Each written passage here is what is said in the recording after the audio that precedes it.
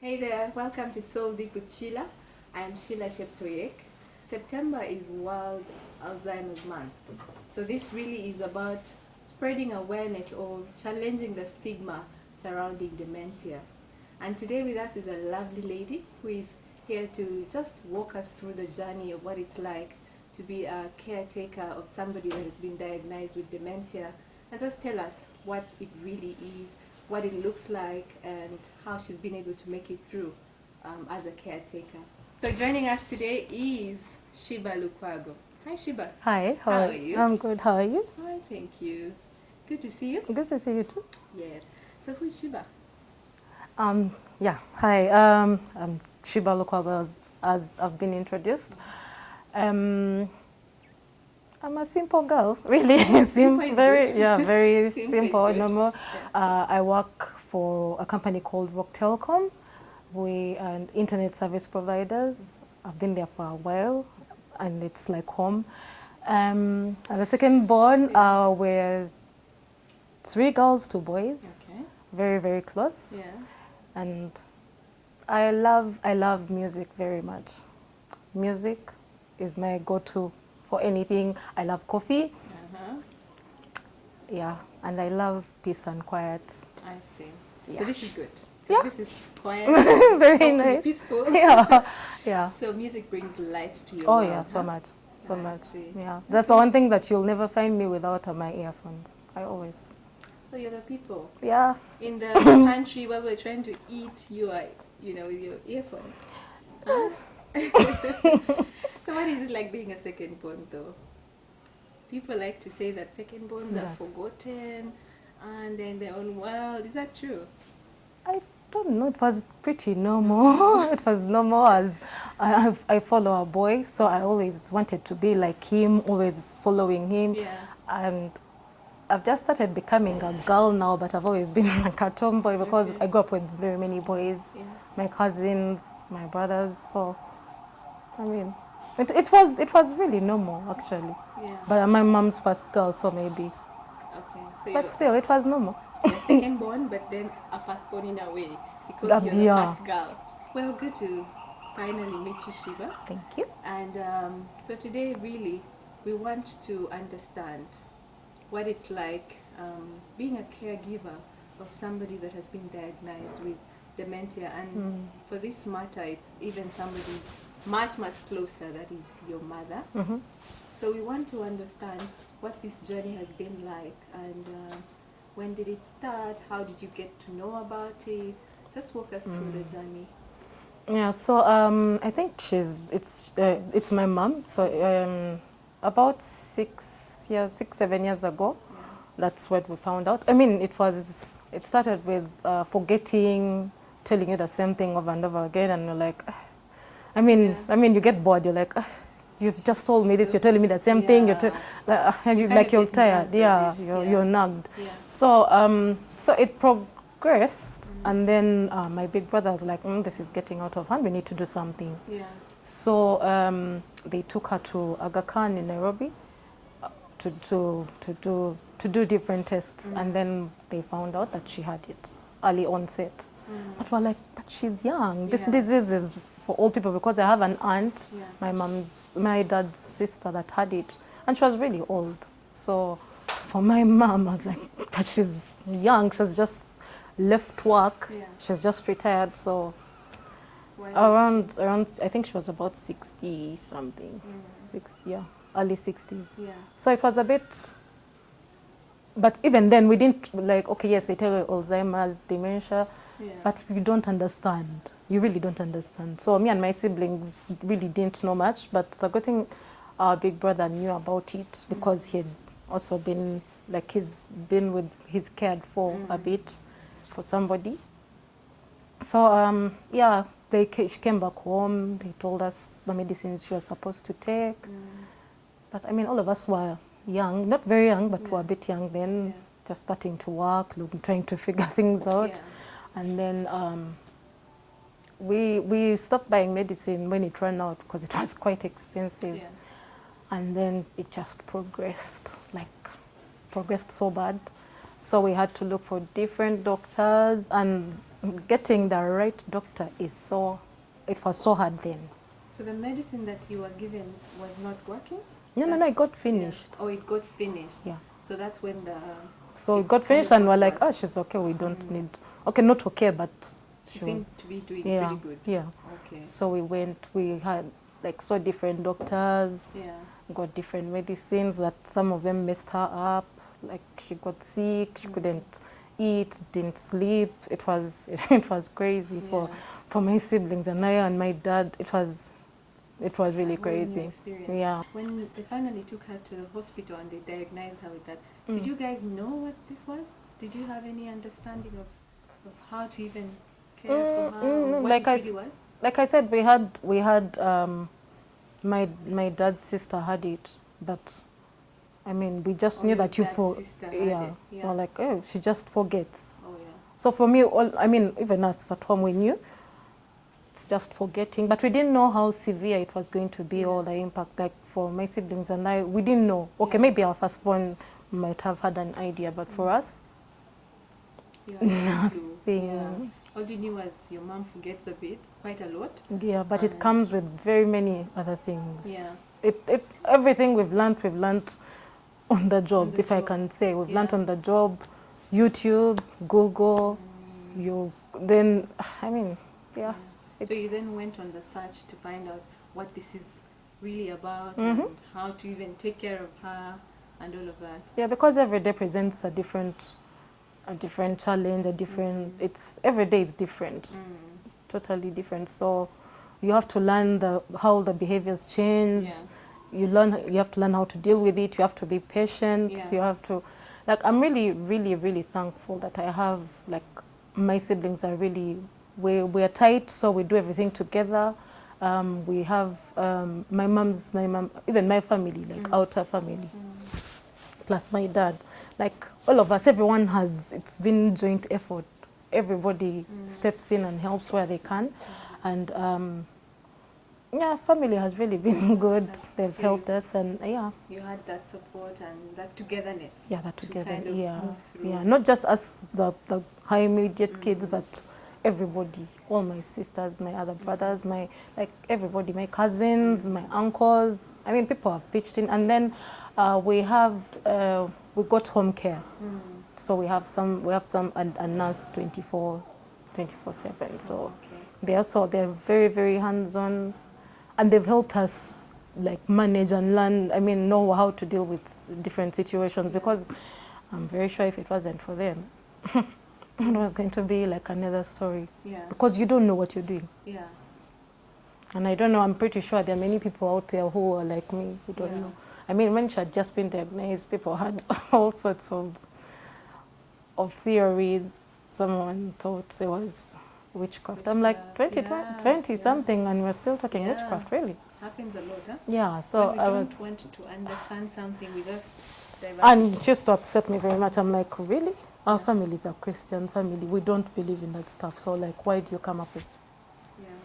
I mean, but you don't blame people. They don't know. We didn't know. Yeah. So I could have been like them if I if I didn't go to school. Outside there, looking in, eh? If I didn't go to If school. you didn't go to school. Okay. So, could you just take us through like the different behavior that was portrayed along the journey? Because you said it kept moving in stages. Every other stage was a different kind of behavior portrayed. What are some of those that she had to go through? They are different. I mean, there's they're not sleeping. She wouldn't sleep. For like 2 days, no sleep. Eating was a hassle. We've been lucky that she still can take herself to the bathroom and stuff, but also that goes with time. Okay. So now we have a routine that we have to use for her daily activities. But before that, I mean, I don't even know how to explain it. It's just different things. Someone who used to do things for themselves, they can't. The speech, sometimes you get her, sometimes you don't understand what she's saying. She's saying something, but it's not clear. Is that so? Yeah, even the words are not. You're like, making what? sense? Yeah, they're not making sense. And Then there, of course, there are some like like she will either do this or the way she walks or the like. It's different things. Yeah. It's just different things. And that kind of progressed as when she started off, it was just forgetting.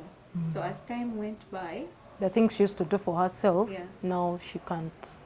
She needs help. So things like taking a bath.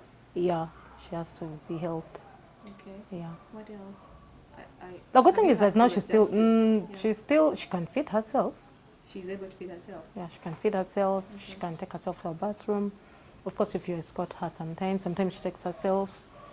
Yeah, so we're lucky that everything is still okay. It's just that now she forgets or she forgot, but she's still been able to do things for herself.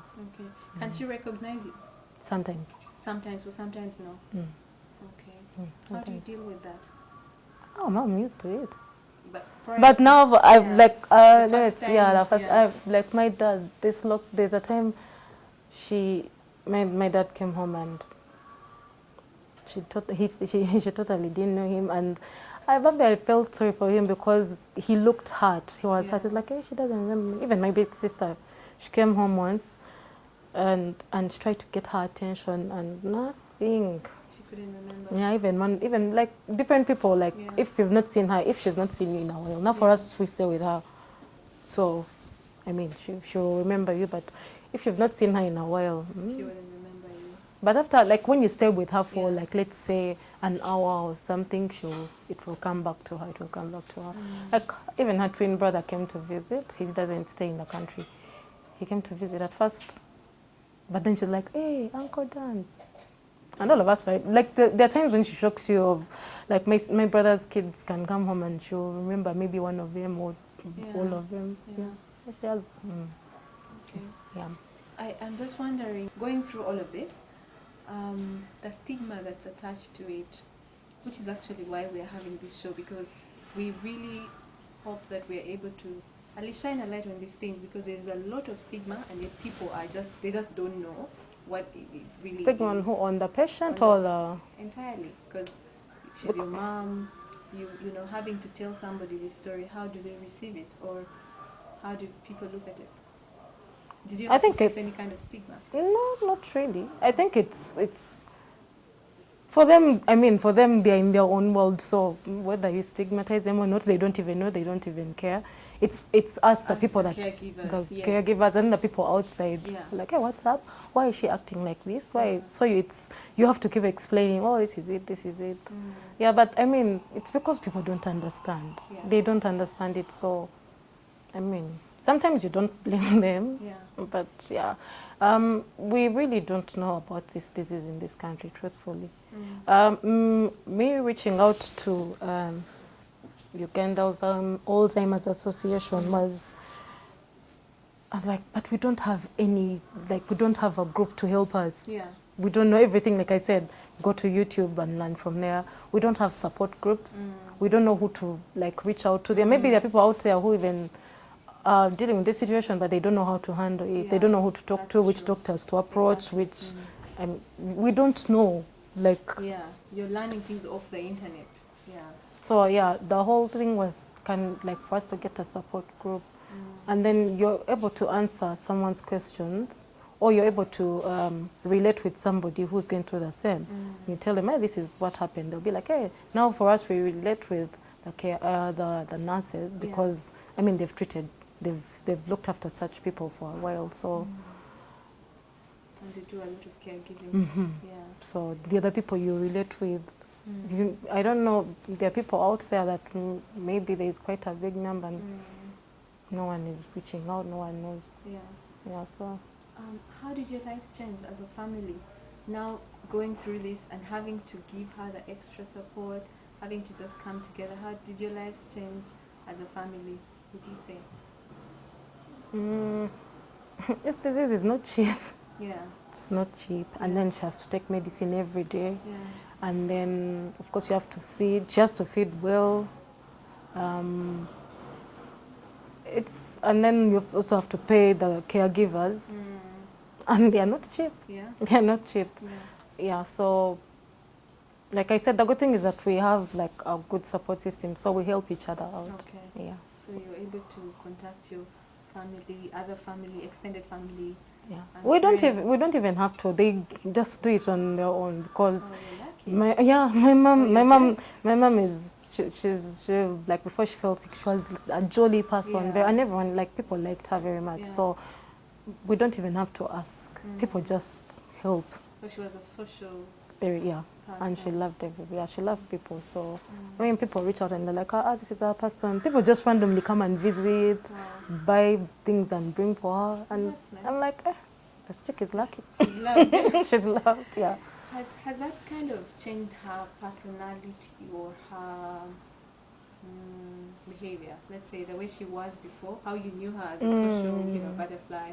Of course Has it that changes. changed her? Yeah, of course it changes. But I mean, for people who know her, you'll still know that the person that she was is still in there because of the times when we get up and dance. Yeah.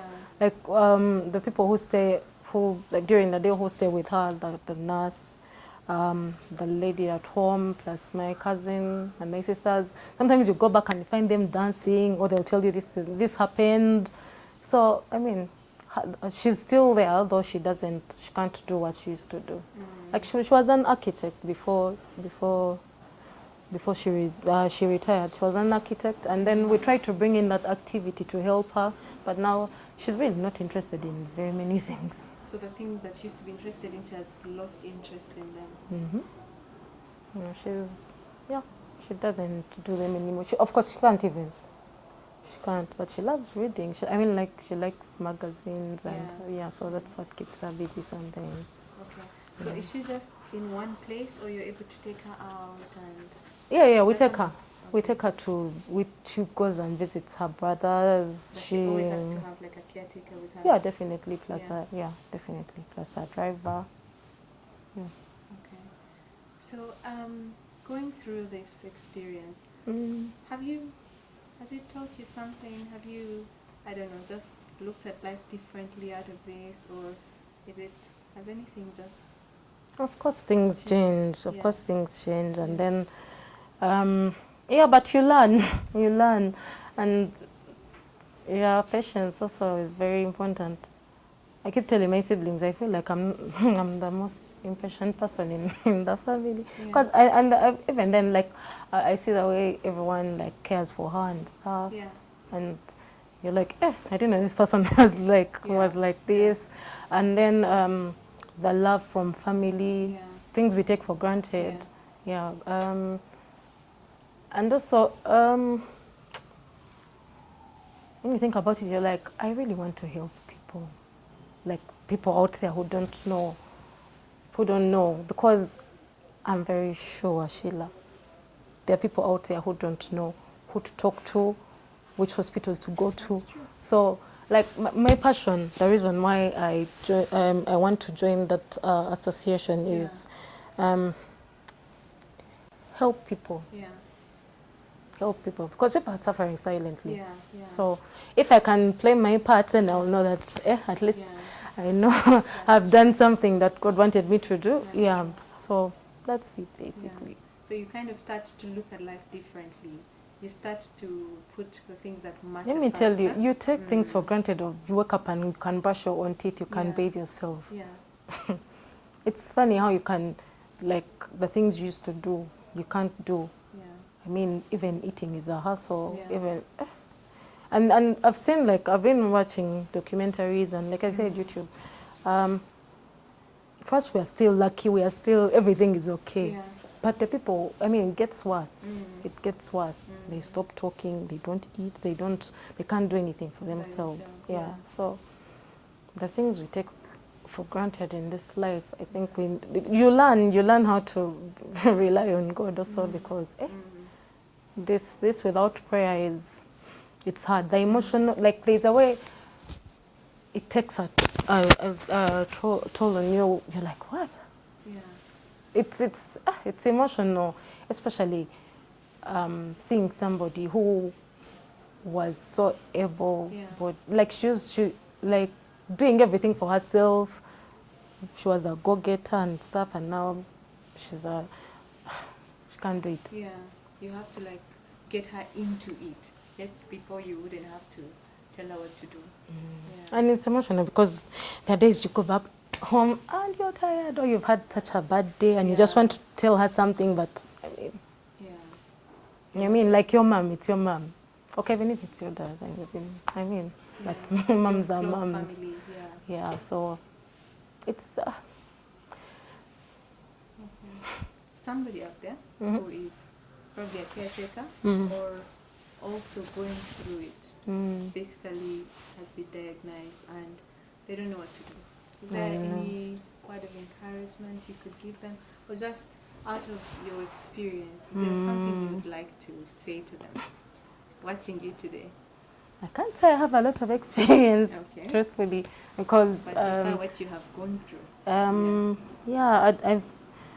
I hope we get like an organization or association that we can work with and have information out there for the people, know who to talk to, who to see, medication. Yeah, so if that's it basically, and I pray that people have family. I pray people, like, when you go through this, you don't want to go through it alone. You need the help because it's not easy. Like I said, it's quite expensive. The medicines are not cheap. Yeah, so you need help. So I pray that they all get, that they have close families. Even if they don't have, we're here. We can, I mean, you can call me and we just call me, call my sisters, my brothers, like people who have been and yeah, walked that journey we talk about it and recommend service. I mean, who to yeah, basically. Okay. Thank you so much, Shiba, for sharing your story with us. We do appreciate, because really we are all about having these stories out there for people to know that it's happening and we should not be silent, and there is help. And there's also people who are going through it, that have been in the same shoes, and they should not keep in the dark. Yeah, true. Thank you so much. We do appreciate your time. Thank you very much. And I also pleasure. want to thank my family, my siblings, my dad. I mean, everybody that has helped, everybody. Like, I'm really, really thankful for family. I don't take them for granted. I just want to say I very much appreciate.